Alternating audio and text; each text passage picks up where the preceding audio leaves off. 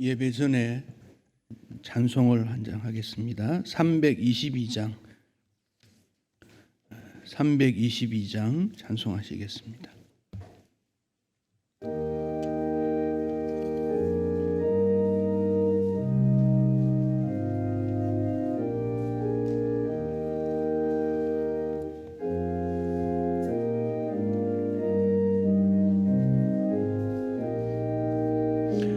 (322장입니다) 세상에 헛된 신을 버리고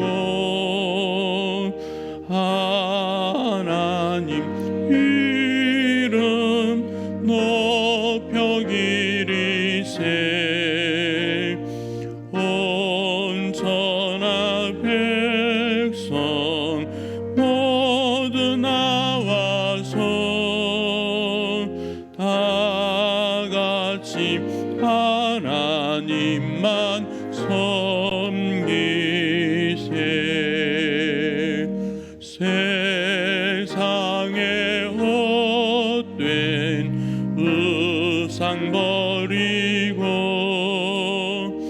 인간의 모든 부귀 영화와 거짓과 불의 모두 버리고 온전히 하나님만 섬기세.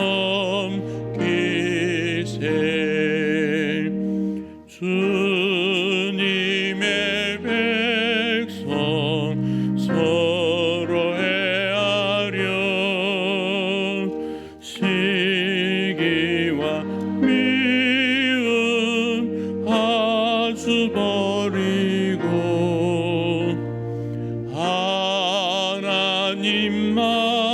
하나님만을 홀로 섬기는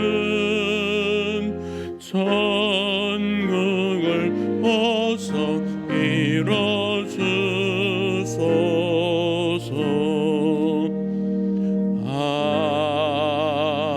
아멘. 327장 찬송하겠습니다. 327장입니다.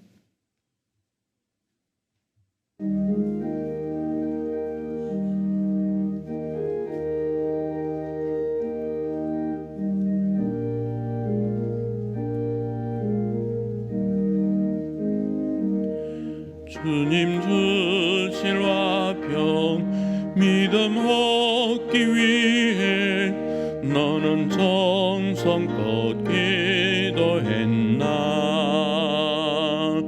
주의 제단 앞에 모두 바치기 전 복을 받을 줄 생각 마라. 주의 제단에 산제사 드린 후에 주의 맘을 주장하니 주의 뜻을 따라 그와 동행하면 영생 복락을 누리겠네. 주의 밝은 빛에 항상 활동하며 선한 사업을 힘쓰겠나. 주여 얻으려면 주의 뜻을 따라 너의 모든 것 희생하라. 주의 제단에 산제사 드린 후에 주의 맘을 주장하니 주의 뜻을 따라 그와 동행하며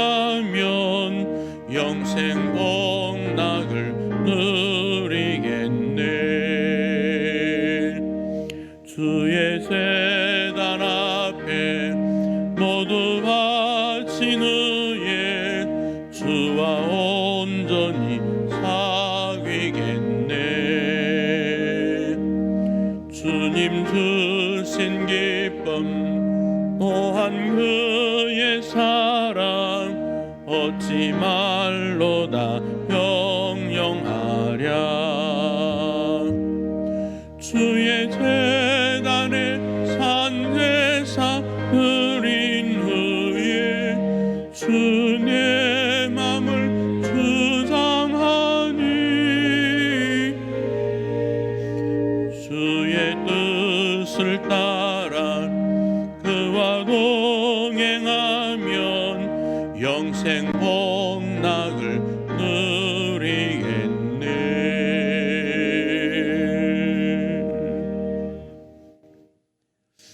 오늘은 8월 넷째 주일, 8월도 이제 다 기울어서 가는 때입니다. 이제 곧 가을이 되면 또 열매를 기대하는 계절이 옵니다. 우리의 신앙에 있어서도 연단을 통해서 단련되고 또 열매를 맺게 됩니다.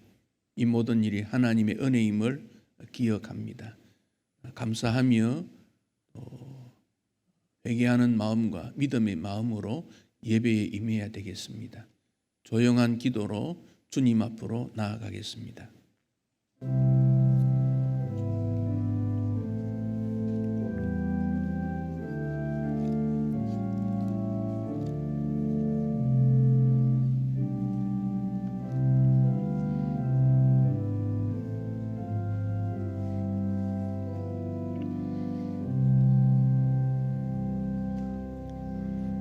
인생은 그 날이 풀과 같으며 그 영화가 들의 꽃과 같도다. 그것은 바람이 지나가면 없어지나니 그 있던 자리도 다시 알지 못하거니와 여호와의 인자하심은 자기를 경외하는 자에게 영원부터 영원까지 이르며 그의 의인은 자손의 자손에게 이르리니 곧 그의 언약을 지키며 그의 법도를 기억하여 행하는 자에게로다. 아멘.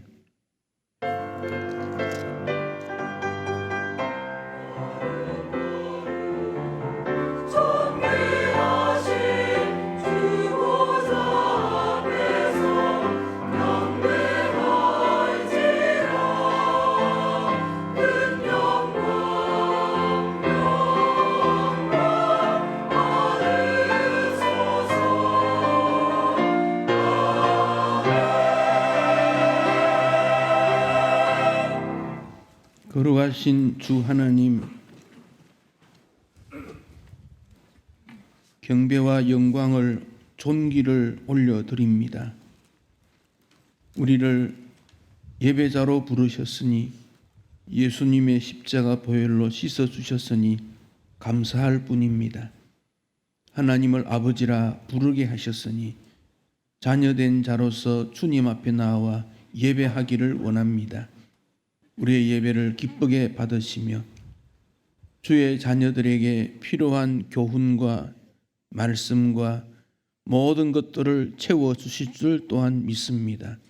우리의 예배를 받으시고 주께서 주신 말씀으로 살아갈 수 있도록 우리를 인도하여 주옵소서. 예배의 모든 일정을 주께 맡기오니 영광 받으시옵소서. 예수님 이름으로 기도하옵나이다. 아멘. 찬송하시겠습니다. 79장입니다.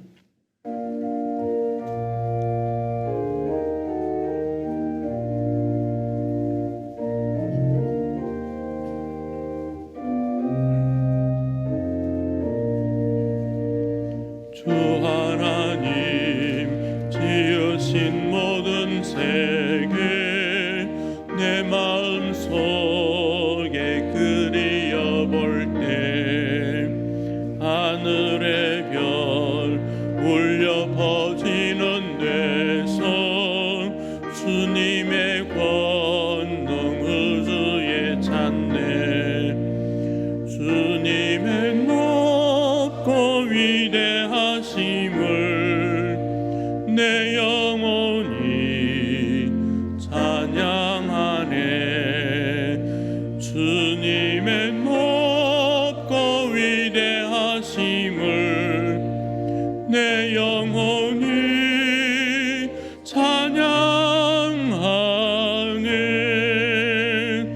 숲속이나 험한 산골짜기에서 지저귀는 그 새소리들과 고요하게 흐르는 시냇물은 주님의 솜씨 노래하도다. 주님의 높고 위대하심을 내 영혼이 찬양하네. 주님의 높고 위대하심을 내 영혼이 찬양하네. 주 하나님 독생자 아낌없이 우리를 위해 보내주셨네. 십자가에 피 흘려 죽으신 주 내 모든 죄를 해소하셨네. 주님의 높고 위대하심을 내 영혼이 찬양하네. 주님의 높고 위대하심을 내 영혼이 찬양하네. 내 주 예수 세상에 다시 올 때 저 천국으로 날 인도하리. 나 겸손히 엎드려 경배하며 영원히 주를 찬양하리라. 주님의 높고 위대하심을 내 영혼이 찬양하네. 주님의 높고 위대하심을 내 영혼이 찬양하네.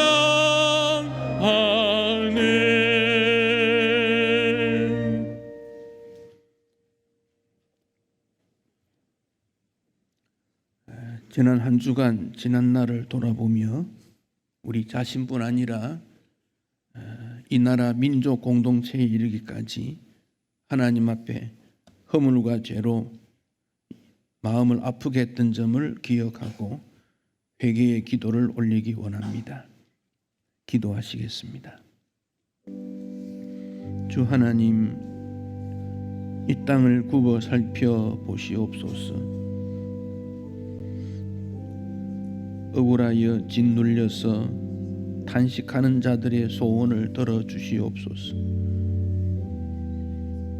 노력해도 가난에서 벗어나지 못하여 탄식하는 자들의 소원을 들어주시옵소서. 가족을 사랑치 못하고 미워했던 일들을 용서하여 주옵소서. 다른 사람이 잘 되는 것을 시기한 것은 아닌지요. 나보다 낮은 자를 사랑치 못한 우리를 다시 한번 용서하시옵고 하나님의 사랑을 실천할 수 있는 은혜를 허락해 주옵소서. 사람들이 모두 나와서 정의를 부르짖고 진리를 외칩니다마는 하나님 앞에 의롭게 되지 못한 자가 하나님의 의로움을 받기 위한 외침이 일어나도록 우리에게 영적 눈을 뜨게 하여 주시옵소서. 우리 자신의 모습을 십자가 앞에 내어놓사오니 약속하신 대로 용서하시고 깨끗하게 해 주옵소서. 주만이 우리를 새롭게 해 주실 수 있습니다.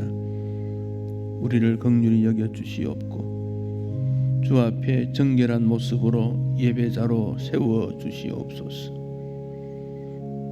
주님, 우리를 불쌍히 여기시고 긍휼히 여기심같이 우리도 다른 사람들을 긍휼히 여길 수 있는 예수님의 마음을 허락해 주시기를 원합니다. 주만이 아는 나만이 아는 비밀의 죄도 고백하는 자에게 용서의 은혜를 허락하여 주시옵소서. 감사합니다. 주님 축복해 주시옵소서. 여호와는 긍휼이 많으시고 은혜로우사 노하기를 더디하시고 인자하심이 풍부하시도다. 우리의 죄를 따라 우리를 처벌하지 아니하시며 우리의 죄악을 따라 갚지 아니하셨으니 이는 하늘이 땅에서 높음같이 그를 경외하는 자에게 인자하심이 크심이로다. 아멘. 사도신경으로 우리의 신앙을 고백하겠습니다. 나는 전능하신 아버지 하나님 천지의 창조주를 믿습니다. 나는 그의 유일하신 아들 우리 주 예수 그리스도를 믿습니다. 그는 성령으로 잉태되어 동정녀 마리아에게서 나시고 본디오 빌라도에게 고난을 받아 십자가에 못 박혀 죽으시고 장사된 지 사흘 만에 죽은 자 가운데서 다시 살아나셨으며 하늘에 오르시어 전능하신 아버지 하나님 우편에 앉아 계시다가 거기로부터 살아있는 자와 죽은 자를 심판하러 오십니다. 나는 성령을 믿으며 거룩한 공교회와 성도의 교제와 죄를 용서받는 것과 몸의 부활과 영생을 믿습니다. 아멘. 대교리문답 제99문입니다. 주보 3면에 있습니다. 내용이 조금 깁니다. 천천히 읽도록 하겠습니다. 제99문 십계명을 바르게 이해하기 위해서는 어떤 법칙들을 유념해야 합니까?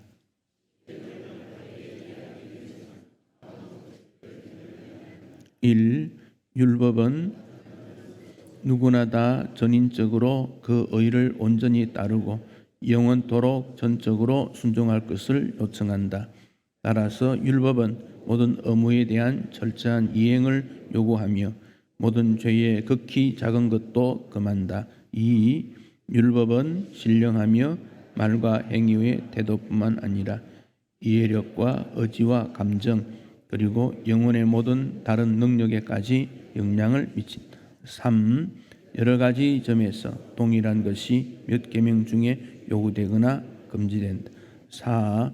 어떤 의무를 명하는 곳에서는 그와 반대되는 죄를 금하며 어떤 죄를 금하는 곳에서는 그와 반대되는 의무를 명한다. 이와 같이 어떤 약속이 덧붙여진 곳에는 그와 반대되는 경고가 포함되어 있고 어떤 경고가 덧붙여진 곳에는 그와 반대되는 약속이 포함되어 있다. 5. 하나님께서 금하신 것은 언제라도 해서는 안 되며 하나님께서 명하신 것은 항상 우리의 의무이다. 그러나 모든 특정한 의무를 언제나 행해야 하는 것은 아니다. 6. 한 가지 죄나 의무 아래 같은 종류의 죄를 모두 금하거나 같은 종류의 의무를 모두 명한다. 거기에는 그 모든 원인, 방편, 기회, 모양 그리고 그것에 이르는 자극도 모두 포함되어 있다. 7. 우리의 지위를 따라 우리에게 금하거나 명령된 것이라면 다른 사람들도 그 지위와 의무에 따라 이를 피하거나 행할 수 있도록 우리의 지위를 따라 노력할 의무가 있다. 8. 다른 사람들에게 명해진 것에는 우리의 지위와 소명에 따라 그들을 도와야 할 의무가 있고 다른 사람들에게 금한 것에는 그들과 함께 참여하지 않도록 조심할 의무가 있다. 아멘. 찬송 414장 찬송하겠습니다.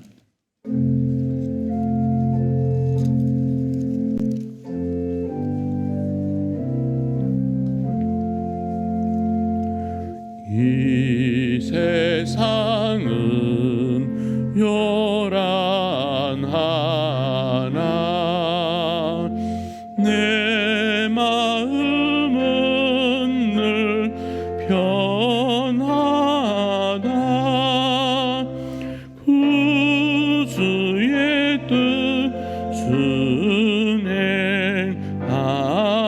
은행하니 참 기쁨이 내 것일세.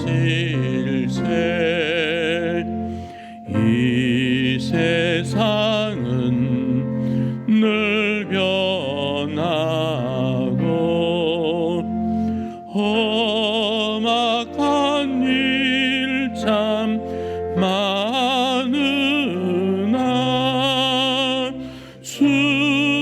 순애만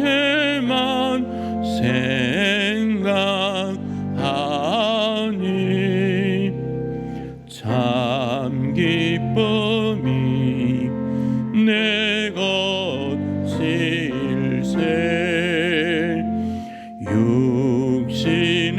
육신에는 못 볼 때에 신령한 눈 곧 밝히사 저 천성문 보게 하니 참 기쁨이 내 것일세. 내 마음과 내 영혼이 모든 욕심 다 버리고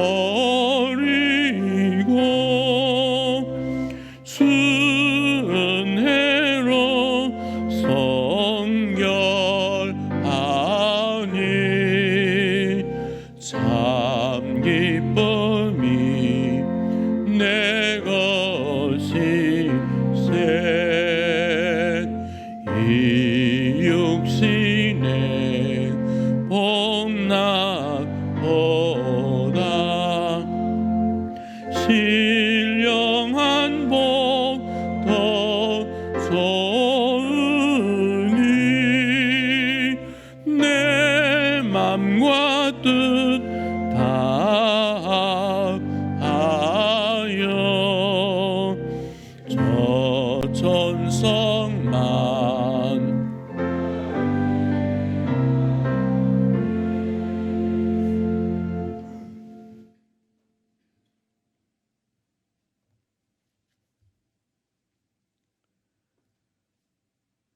온 인류 만물의 창수이시자 주인이신 전능하신 하나님 아버지 앞에 엎드려 감사와 영광을 올립니다. 언제나처럼 우리의 삶을 지키시고 인도하신 하나님 아버지의 변함없는 사랑에 또한 감사를 드립니다. 오늘 8월의 마지막 주일을 맞아 주의 자녀들이 함께 모여 마음과 정성을 다하여 하나님께 예배드리기를 원합니다. 주님, 우리의 예배를 받아 주시옵고 우리 각 사람들의 심령마다 간절함과 절실한 마음으로 올려드린 기도와 정성을 받아 주시옵소서. 날마다 회개하며 자복하며 하나님의 가르침대로 살고자 노력하지만 부족한 인간이라 쉽게 죄에 빠지고 맙니다. 주님, 우리의 마음을 감찰하시는 하나님께 우리의 모든 것 내려놓고 숨김없이 고백합니다. 우리의 죄악을 주님 용서하여 주시옵고 다시는 그런 죄악에 빠지지 않도록 주님 간섭하여 주시고 도와주시옵소서. 주님, 이 나라를 위해 기도합니다. 이 나라가 오로지 하나님의 말씀 위에 바로 설 수 있도록 주님 주장하여 주시옵소서. 믿는 우리들이 먼저 깨어서 기도하고 대통령과 정치인들이 이 나라를 바른 길로 이끌어 갈 수 있도록 저들의 생각과 사고를 바로 세워 고쳐 주시옵소서.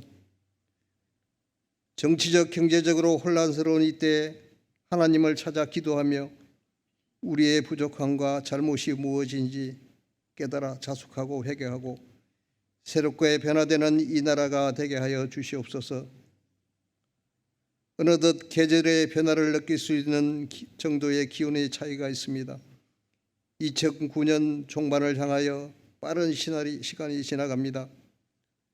한 해를 마무리할 결산의 시간을 미리 준비하는 우리들이 되게 하여 주셨고 우리의 믿음과 남은 과제들을 다 완수할 수 있도록 주님 도와주시옵소서. 오늘도 하나님의 은혜에 강만하는 주의 자녀들 마음에 주님 찾아와 주시어서 위로와 축복을 더하여 주시옵고 말씀에 감화 감동을 주시며 기쁨을 주시옵소서. 연로하신 성도님들과 병중에 있는 성도들을 기억하여 주시고 주님 위로와 동행하심으로 외롭지 않도록 저들의 손을 잡아 지켜 주시옵소서. 특별히 주님 전에 나오지 못하고 예배 드리지 못하는 주의 자녀들의 처지와 여건을 주님 불쌍히 여겨 주시옵고 저들에게 주님 직접 찾아가 다가가서 손잡아 위로해 주시고 일으켜 회복시켜 주시옵소서. 교회와 성도들의 영혼을 위하여 기도와 말씀으로 먹이시는 우리 담임 목사님 주님 지켜주시옵고 축복의 근원이 되게 하여 주시옵소서. 오늘도 준비된 말씀으로 말씀 선포하실 때 성령 충만함으로 깨닫게 하시고 듣는 우리들의 마음에 생수와 같이 임하여 주셔서 영원한 갈증이 얻게 하여 주시옵소서. 이 시간 간절한 마음과 정성을 다하여 예배드리는 자마다 마음에 흡족한 은혜와 기쁨이 있기를 소원합니다. 주님 응답하여 주시옵고 맡은 자리에서 최선을 다하여 순종과 봉사로 일하는 주의 자녀들 그들을 주님 위로하시고 하늘의 창고에 많은 상급으로 허락하여 주시옵소서. 이 시간 순서마다 홀로 한번 하나님께 영광 받아 주시옵고 오늘 하루도 기쁨과 행복의 복된 주일이 되기를 간절히 원하며 우리 주 예수님의 이름으로 기도드리옵나이다. 아멘.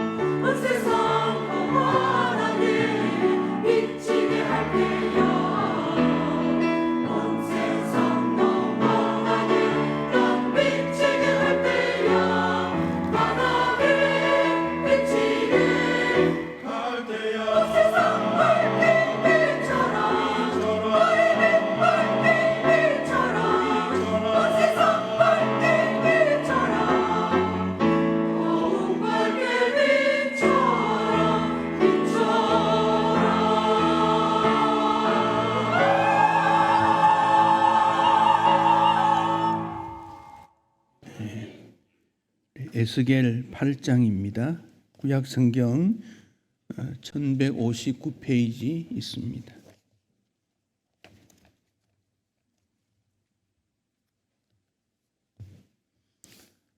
오늘 본문은 에스겔 8장과 9장 전체를 배경으로 하고 읽기로는 8장 1절에서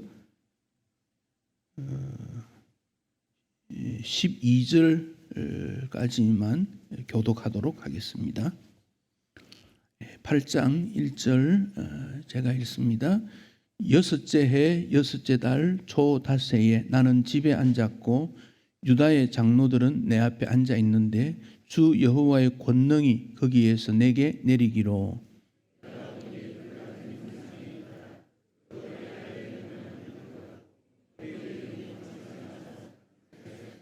그가 손 같은 것을 펴서 내 머리털 한 모숨을 잡으며 주의 영이 나를 들어 천지 사이로 올리시고 하나님의 환상 가운데 나를 이끌어 예루살렘으로 가서 안뜰로 들어가는 북향한 문에 이르시니 거기에는 질투의 우상 곧 질투를 일어나게 하는 우상의 자리가 있는 곳이라.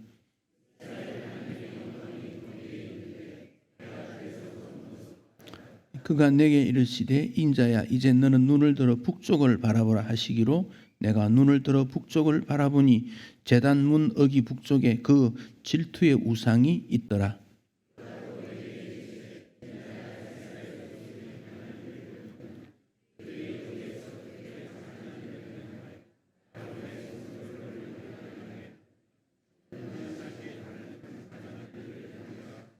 그가 나를 이끌고 뜰문에 이르시기에 내가 본즉 담에 구멍이 있더라.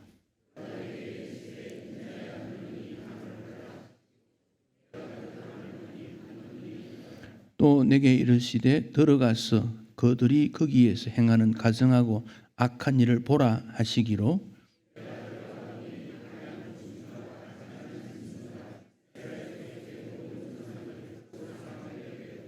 이스라엘 족속의 장로 중 70명이 그 앞에 섰으며 사반의 아들 야시나도 그 가운데 섰고 각기 손에 향로를 들었는데 향연이 구름같이 오르더라.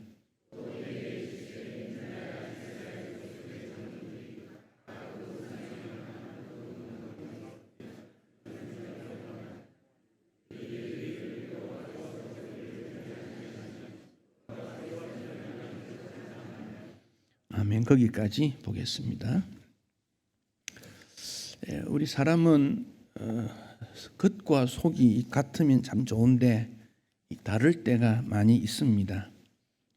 그래서 자기의 모습을 감추고 사람들이 보기에 좋아하는 그런 모습으로 나타내는 그런 게 많이 있습니다.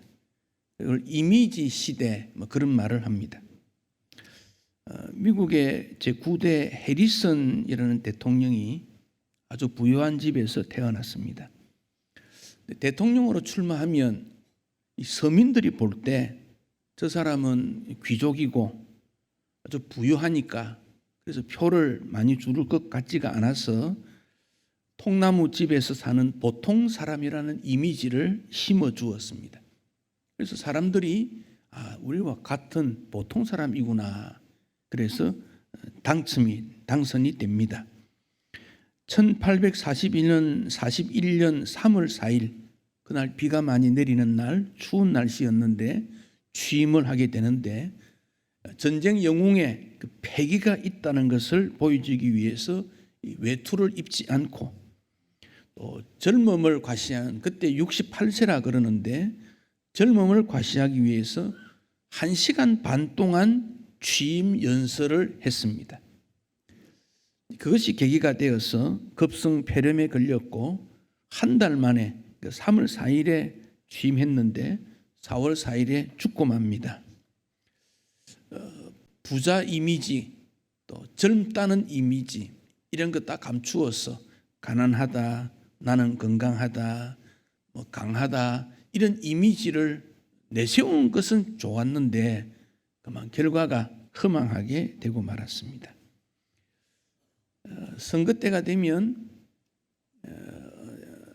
자신의 강한 이미지를 감추려고 머리에 염색도 하고, 어린 아이를 평소에 좋아하지 않는데 아이를 안고 포스터를 찍는 것도 있고, 사람들은 그 사람의 본래 모습은 잘 모르니까 밖으로 드러난 것에만 관심을 두는 경우들이 있습니다. 이것이 현대사회입니다.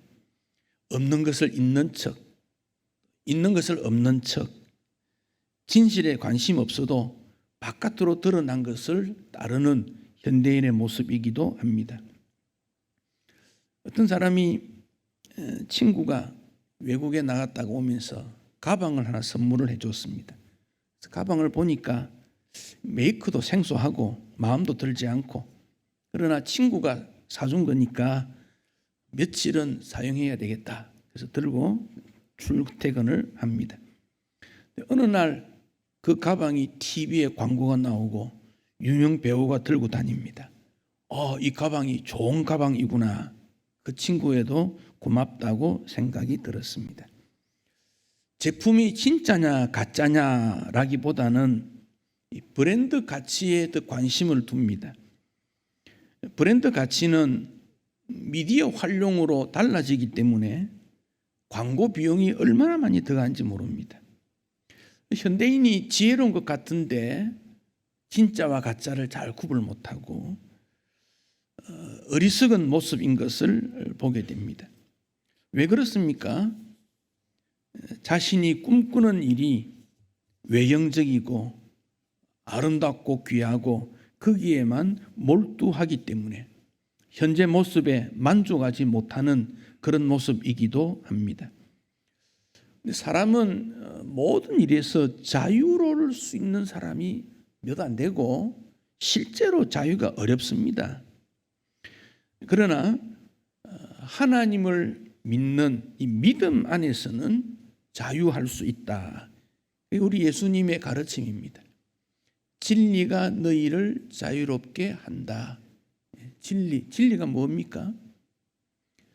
하나님의 살아계심과 하나님의 말씀이 항상 옳음과 그 하나님 말씀대로 살면서 예수 그리스도를 통해서 구원받는 이 진리, 이것은 우리를 자유롭게 하는 것이지요. 그래서 우리에게 어떻게 사느냐 이렇게 물으면 믿음으로 산다 그렇게 말합니다. 여러분 8월달 어떻게 살았습니까? 그냥 꾹 참았습니까? 우리는 그렇게 대답하지 말고 8월달도 믿음으로 살았습니다. 그리 대답해야 돼요. 한번 따라하세요. 믿음으로 삽니다. 이게 우리의 신앙 고백이 돼야 돼요. 자식 때문에 사는 것도 아니고 자식 때문에 못 사는 것도 아닙니다. 괜히 자식 탓하지 마십시오. 자식은 자기 길을 잘 가고 있는데 괜히 부모님들이 너 때문에 못 산다 그래. 자식은 뭐라 하겠습니까? 부모 때문에 못 산다 그러지. 그러니까 우리가 부모 탓도 아니고 자식 탓도 아니고 믿음으로 사는 겁니다. 믿음으로 산다고 하면 세상에 어떤 상황의 변화가 있어도 흔들리지 않습니다. 믿음으로 살면 목표가 뚜렷해요. 하나님의 말씀대로 살면 죽어도 살고 살았을 때는 영원히 살고 천국이 나의 것이고 나는 자유롭고 진리 가운데 거하고 편안하고 평강을 누리고 감사를 누리고 어려운 가운데서도 만족할 수 있고 놀라운 은총 아닙니까? 믿음으로 사는 거지요. 여러분 어떻게 사십니까? 믿음으로 사는 겁니다. 그 믿음은 뭐냐? 하나님이 살아계시는 것과 하나님을 찾는 사람에게는 상 주신다. 대가를 지불한다. 하나님을 믿고 하나님을 바라보는 사람에게는 하나님께서 평화를 주고 그에게 영원한 생명을 주고 그를 지켜주시는 것을 믿는다. 그게 믿음입니다. 그래서 이 믿음, 신앙이라는 것은 신념하고는 조금 달라요. 신념은 자기 생각을 믿는 거예요. 자기 생각. 그 신념으로도 좋은 결과를 얻을 수 있습니다. 그것은 신념의 결과입니다. 그러나 신념이라는 그 속에는 하나님과 하나님의 말씀을 전적으로 따르는 게 없습니다. 하나님 말씀을 인용하고 하나님의 은혜를 인용하는 건 있을지 몰라도 하나님을 믿고 하나님께 영광이 되고 하나님을 중심하는 건 없어요. 그래서 신념이 아니고 신앙이다. 하나님 보고 믿는 거다. 내가 지금까지 살아온 과거를 볼 때 이렇게 살았더니 형통하고 축복받고 저렇게 살았더니 어렵더라. 그래서 이렇게 살겠다고 생각하는 것은 신념입니다. 나는 하나님의 말씀 가운데 하나님의 뜻 가운데 하나님의 은혜로 사는 거다. 신앙입니다. 우리는 참된 신앙인으로 살아야 합니다. 이제 우리 에스겔이 처했던 현장, 오늘 본문으로 잠시 돌아가겠습니다. 8장 1절 읽었던 내용을 다시 가면 여섯째 해 여섯째 달 초 닷새. 여기 여섯째 해 이 말은 에스겔이 포로로 잡혀온 그때부터 6년이 됐다 그 말이에요. 그러니까 5년 첫 번째 달 5년 될 때 에스겔이 하나님을 만나게 되지요. 이를 에스겔 1장 1절에 보면 30째 해 넷째 달 초닷새 그렇게 말했죠. 그때 에스겔이 하나님을 처음으로 보게 된 것이죠. 30살 되는 해 넷째 달이지요. 근데 이제 8장은 여섯째니까 이때부터 6년이 지나고 또 2달이 더 지났다. 그렇게 보면 되겠습니다. 그럼 이때가 언제냐? 계산을 해보면 에스겔이 390일을 왼쪽으로 누워 있었습니다. 그 다음 40일을 오른쪽으로 눕도록 그런 명령하셨지요. 그때 그 중간쯤 된다 보시면 돼요. 그러니까 왼쪽으로 390일 누운 일이 끝났을 때쯤 이제 오른쪽으로 돌아 눕는 그 시기가 여섯째 해 여섯째 달쯤 됩니다. 그러면 이제 여러분이 에스겔에게 어떤 일이 일어났는가 짐작이 될 것입니다. 그때 유다의 장로들이 에스겔 집에 왔어요. 이때 에스겔은 말을 못하고 있었어요. 에스겔이 선지자라는 것을 압니다. 장로들이 왜 왔겠어요? 위문하러 올 수도 있겠지요.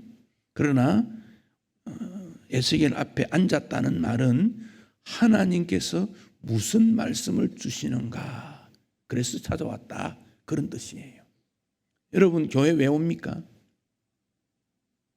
하나님께서 오늘 나에게 무슨 말씀을 주실까 그래서 나온 거예요.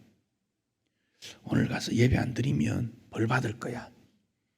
그런 것도 있지요. 그러나 그건 목적이 아니에요. 우리 하나님이 늘 회초리를 치는 분 아니거든요. 그러나 우리는 하나님 앞에 가서 예배 드리면서 오늘 나에게 무슨 말씀을 주실까 기도하는 마음으로 주님 앞에 나와야 됩니다. 왜냐하면 하나님의 백성은 하나님 말씀 듣는 일이 제일 중요하기 때문에 그렇습니다.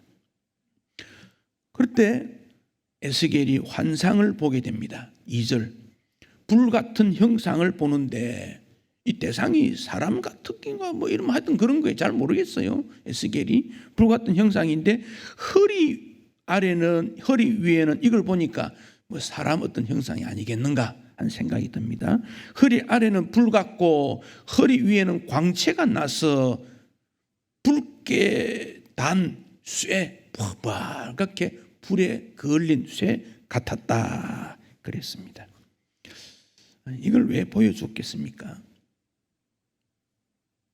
쇠는 용광로에 넣어서 붉게 달구어서 두들겨야 단단해진다는 겁니다. 그 뉴스에 보니까 우리나라 대장장이 호미를 만들었는데 이게 아주 좋은 호미래요. 그래서 미국에 유통하는 그 업체에 있는데 10위권에 들어가 있대요. 그래서 왜 다른가? 똑같은 호미인데 다른 데서 만든 호밀이 힘을 떨어뜨리면 팽 도는데 이것은 가만히 있대. 왜? 무게가 중심이 딱 잡힌대. 평생을 홈이 만들었다는 거죠. 좋은 도구라는 거죠. 왜 하나님께서 우리에게 이런 화로에 집어넣는 고통을 줍니까? 연단을 통해서 좋은 일꾼 되라. 그래서 훈련시키는 거예요. 그냥 문제가 이런 게 아니라 계속 우리에게 훈련을 시켜서 믿음의 좋은 일꾼 되라. 이게 목적입니다. 부자가 되는 것 쉽지 않습니다. 박사가 되는 것 쉽지 않습니다. 기회도 없습니다. 그러나 믿음의 좋은 일꾼은 아직 기회가 있습니다. 그러니까 여러분이 믿음의 좋은 일꾼 되기를 다짐하고 은혜를 구하고 그런 하나님의 도구가 되어야 되겠다. 늘 우리는 그런 생각을 해야 돼요. 그런데 3절에 보면 손 같은 것, 손인지 잘 모르니까 손 같은 거 그랬겠지요. 머리 털 한 모순, 머리카락을 이렇게 움켜 잡았어요. 이렇게. 그런데 주의 영이 그 에스겔을 들어서 천지 사이로, 하늘과 땅 사이로 쭉 데리고 갔어요. 그리고 환상 가운데 이끌어 갔는데 예루살렘으로 갔다 그랬어요. 에스겔이 지금 바벨론에 있지 않습니까? 그런데 그를 들어서 이렇게 예루살렘으로 데리고 간 겁니다. 여러분, 예루살렘은 참 아름다운 곳입니다. 다윗이 재료를 만들었고 솔로몬이 성전을 지었을 뿐 아니라 예루살렘 성은 집들은 다 아름답습니다.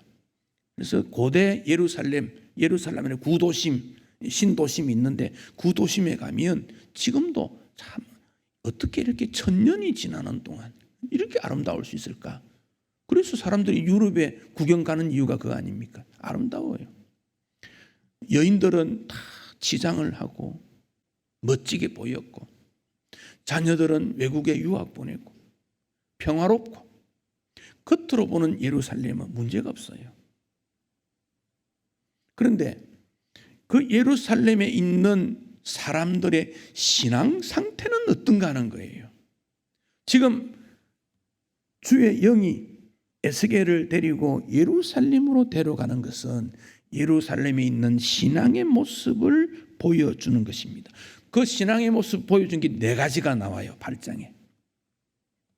첫 번째 모습이 뭔가 3절 뒷부분에 보면 질투의 우상이 있다 그랬습니다. 질투의 우상. 우상 숭배가 산 꼭대기, 들판, 물가 그런 것에는 있다. 그건 읽어봤습니다. 그런데 예루살렘 안뜰 북향한 문, 즉 북쪽문이지요. 거기에도 있더라. 그게 4절에 보면 이스라엘 하나님 영광이 거기 있는데, 그 성전에 있는데 들에서 본 것과 즉 바벨론에서 본 것과 똑같다. 그 말입니다. 똑같다. 그래서 하나님께서 인자야 부르시면서 북쪽을 바라보라 보니까 질투의 우상이 있었다. 여러분, 예루살렘 성소는 동에서 서로 길쭉하게 그렇게 되어 있어요. 동에서 서로. 그래서 동쪽에서 들어가서 뜰, 성소, 지성소 그렇게 해서 서쪽으로 이렇게 구조가 되어 있습니다. 그런데 북쪽 문이라는 말은 어디냐? 왕들이 출입하는 문들이고 양이나 소가 제물이 출입하는 문이 그런데 거기에 있었다 그런 말입니다. 거기에 질투하는 우상이 있었다. 왜 질투의 우상인가? 이 말을 누가 지었는지 잘 모르겠어요. 만약에 믿음의 사람이 질투의 우상이라고 물렀다면 하나님께서 질투하는 우상이 되고, 만약 이스라엘 백성들이 질투의 우상이라고 말했다면 질투를 일으키는 우상이 됩니다. 어쨌든 우상이 거기 있었다 하는 것이죠. 그러니까 거기에 북쪽문 하나님 앞에 제사, 제물, 하나님을 경배하는 거기 하나님 자리에 우상이 세워져 있다. 그 점을 보고 있습니다.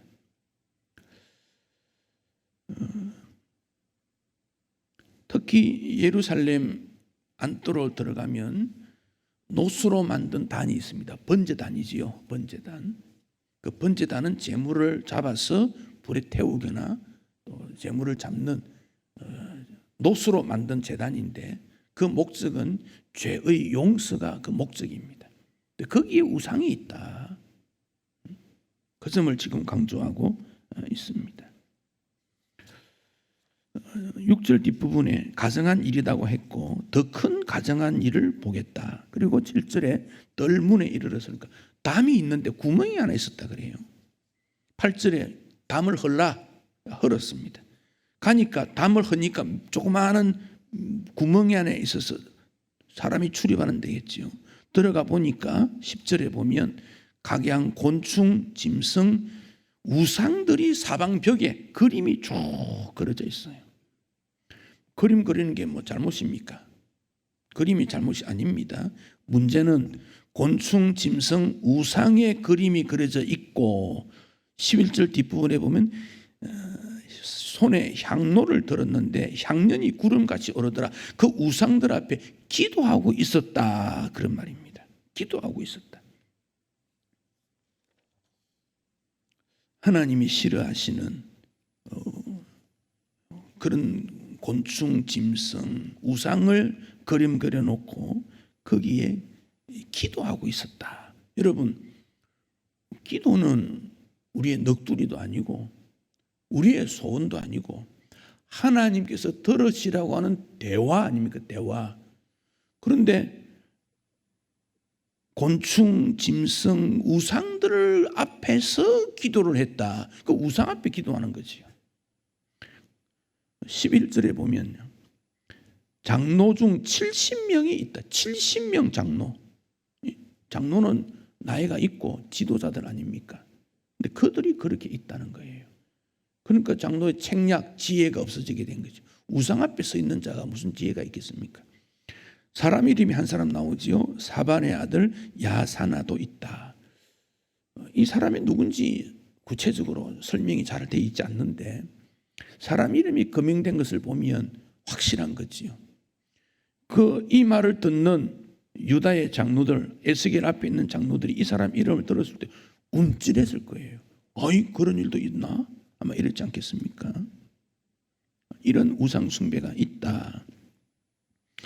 또 다른 가정한 일을 보이겠다. 13절. 그리고 14절에 보면 북문으로 갔다 그랬습니다. 거기 여인들이 앉아 있었는데 담무스를 위해 애곡했다. 담무스라는 이름이 나왔습니다. 이 담무스는 바벨론의 신 이름입니다. 봄이 되면 곡식에 씨를 뿌리지 않습니까? 그러다가 가을이 추수를 합니다. 그러면 1년생이니까 다 죽지 않습니까?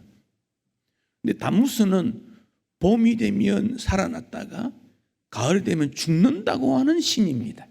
풍요의 신입니다. 그래서 담무스를 애곡했다 이 말은 가을이 되어서 곡식이 다 맺어지고 죽었으니까 애곡하는 이유는 빨리 살아나서 우리에게 곡물을 다시 주시오. 그런 뜻으로 우는 겁니다. 먹는 것을 위해서 우는 그런 모습이다. 그렇게 보시면 됩니다. 그 다음에 15절에 더 큰 가정한 일을 보이겠다. 성전 안뜰로 갔습니다. 16절. 거기 가니까 여호와의 성전 문 곧 현관과 제단 사이에 25명이 여호와의 성전을 등지고 낮 얼굴을 동쪽으로 향하여 동쪽 태양에게 예배하더라. 자, 예루살렘이 동으로부터 해서 서쪽으로 이렇게 구조가 되어 있습니다. 그 입구에 현관과 제단 사이에 25명이 앉아가지고 성전을 등지고 동쪽으로 바라보고 태양에게 예배하고 있더라. 자, 여기 25명은 왜 나오느냐? 제사장들이 24명입니다. 24명이 당번을 정해가지고 하나님 앞에다가 제사를 지내는 겁니다. 세례 요한 아버지 사가랴가 보면 반열에 따라 그 순서에 따라 들어가서 제사를 지내고 들어갔다가 하나님께서 요한을 낳겠다는 말을 듣게 되지요. 그럼 25이란 뭐냐? 24명 제사장 중인데 한 명은 대표자로 있습니다. 그래서 모두 25입니다. 그러니까 제사장 전부가 성전을 등지고 동쪽으로 태양을 보고 예배하고 있다. 태양 예배라. 태양을 신으로 섬기고 있다. 그런 말입니다.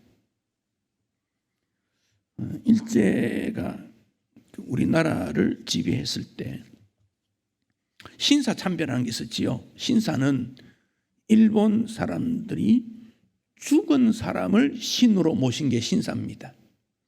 그 중에 전쟁에 참여했다가 죽은 사람들을 신으로 모신 것, 그게 제일 문제가 되고 있습니다. 또 하나 문제는 천황, 일본의 왕을 천황이라 그리 부릅니다. 하늘의 왕이다 그 말입니다. 그리고는 그들에게 절하고 어떤 일을 해라는 것, 그걸 뭐라고 하느냐, 동방요배라 그랬습니다. 그래서 한국에서 예배를 드릴 때 예배 전에 다 일어나서 동쪽으로 바라보는 거예요. 여기 동쪽이 어디입니까? 저쪽이 되겠죠. 그럼 저쪽 방향을 보는 거예요. 그리고는 절을 합니다. 그 이제 진행자가 있겠지요. 그럼 절을 합니다.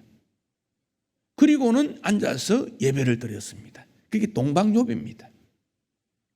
그러니까 하나님 앞에 예배 드리는데 왜 일본 천황에게 먼저 절해야 되냐? 그 말은 일본 천황이 하나님보다 높다 그 말이지. 그래서 한국 교회가 이건 성경에서 위반된다.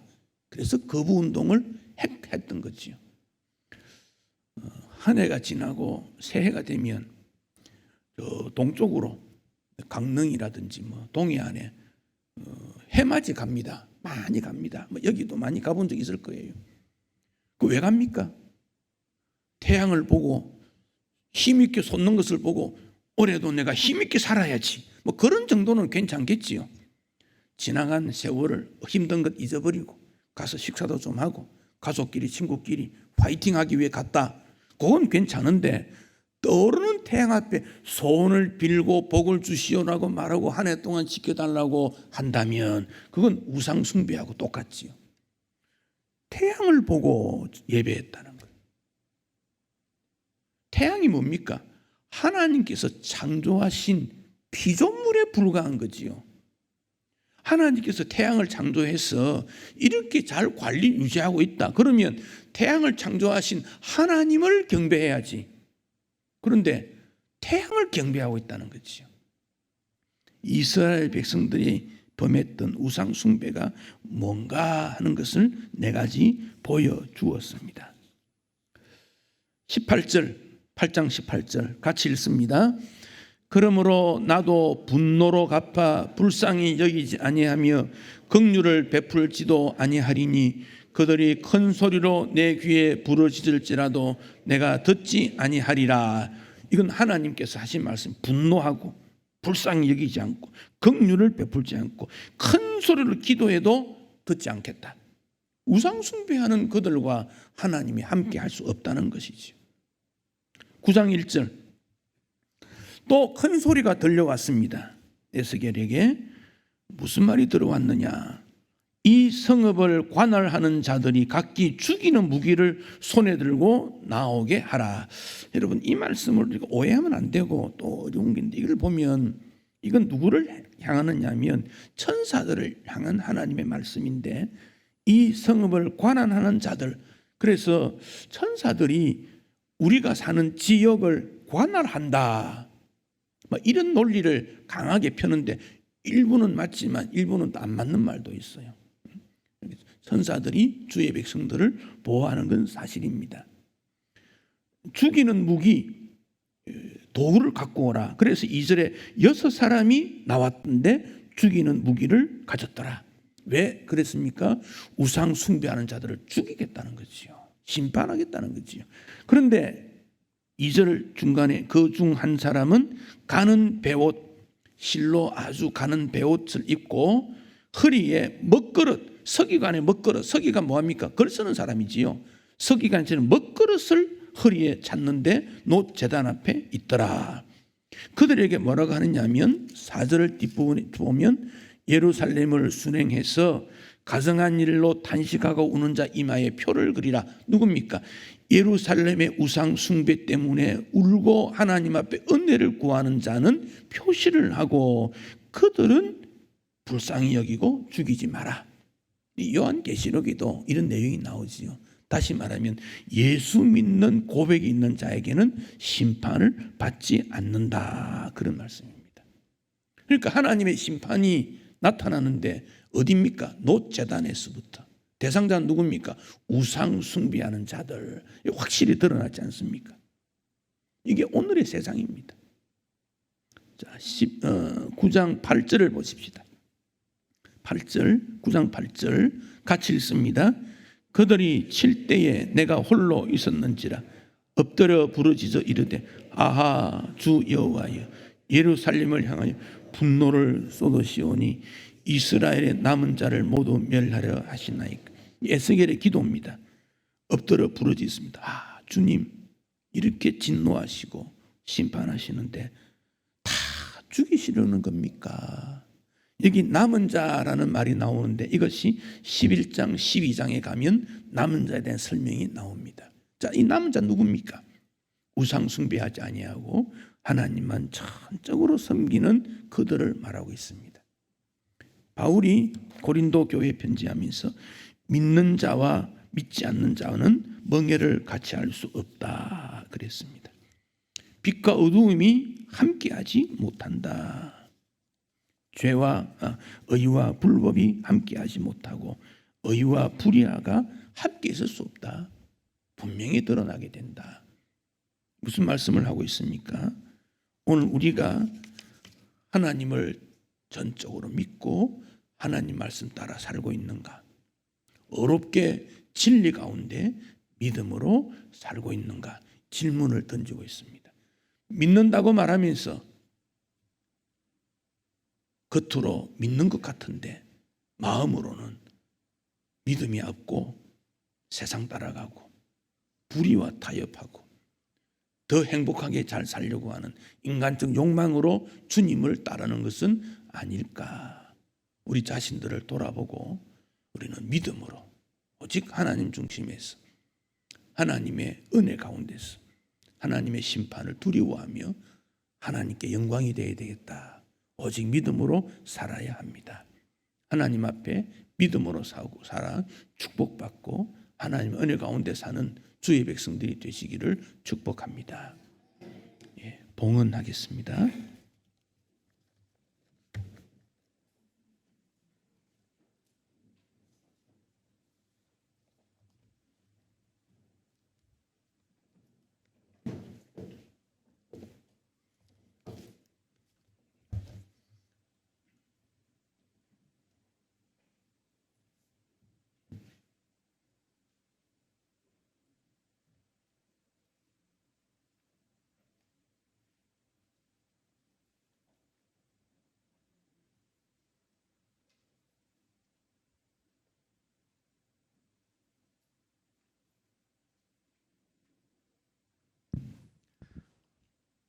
온 세상을 아름답게 창조하시고 우리를 귀한 자녀로 삼으시는 하나님 아버지, 주님 주시는 평안으로 은혜 주시니 감사합니다.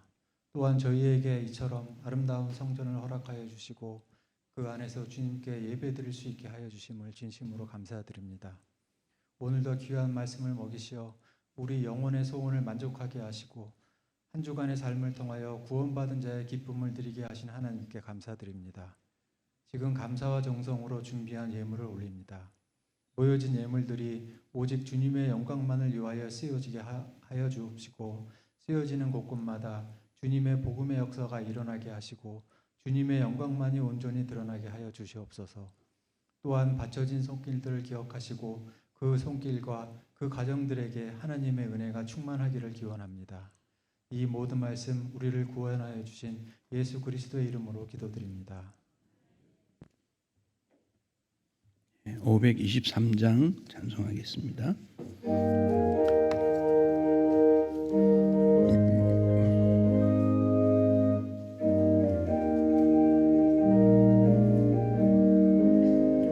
모든 죄악 길에서 목자 없는 양같이 모든 사람 길 찾아 헤맨다. 자비하신 하나님 독생자를 보내사 너를 지금 부르니 나오라. 이때라 주의 긍휼 받을 때가 이때라. 지금 주께 나와 겸손하게 하리라. 구원함을 얻으리.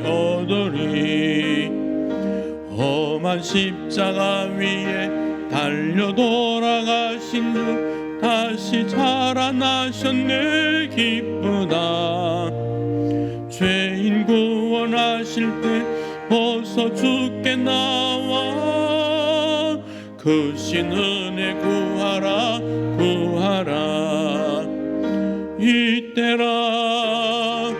이때라 주의 긍휼 받을 때가 이때라. 지금 주께 나와 겸손하게 하리라. 구원함을 얻으리. 주의 귀한 말씀에 영원 생명이 있나니 주님 너를 용서해 주신다. 주가 부르실 때에 힘과 정성 다하여 주의 구원 받으라. 이때라 주의 긍휼 받을 때가 이때라. 지금 주께 나와 겸손하게 하리라. 구원함을 얻으리. 세월 빨리 흐르고 세상 친구 가는데 너의 영혼 오늘 밤 떠나도 주의 구원 받으면 천국에서 영원히 주와 함께 살리라. 이때라 주의 긍휼 받을 때가 이때라. 지금 주께 나와 겸손하게 하리라. 구원함을 얻으리.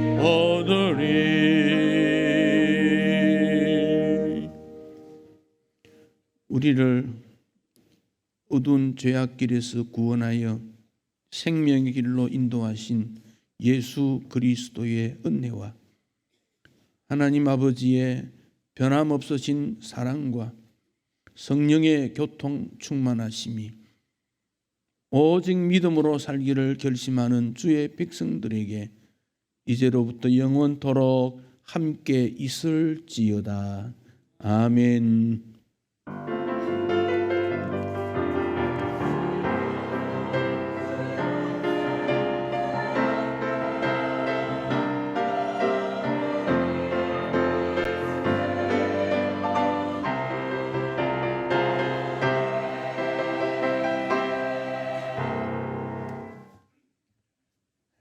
우리 함께 예배드린 옆에 있는 분들과 좀 인사도 좀 나누시고 격려도 해주시면 좋겠습니다. 곧 9월이 되니까 9월에도 힘찬 믿음 생활 하기를 원합니다. 주보에 있는 광고 읽어주시고 새 마음으로 주를 섬기면 좋겠습니다. 예배를 마쳤습니다.